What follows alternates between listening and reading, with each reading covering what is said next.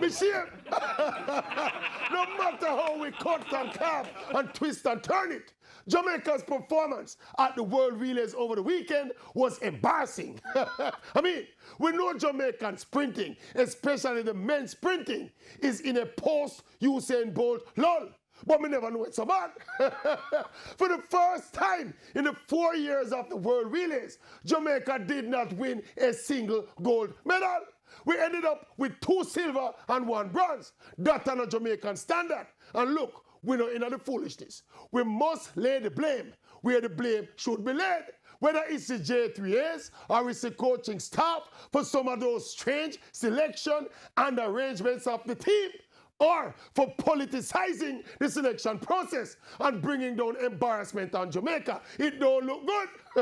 And look, there were many moments to forget about these World Relays.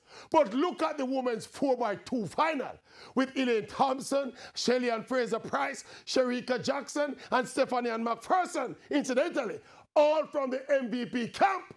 This is a team that is supposed to win. And watch the embarrassment. Watch this. This clumsy and forgettable race was a reflection of what happened generally with the Jamaican team at these World Relays. Michelle, no. I'm a Jamaican dog.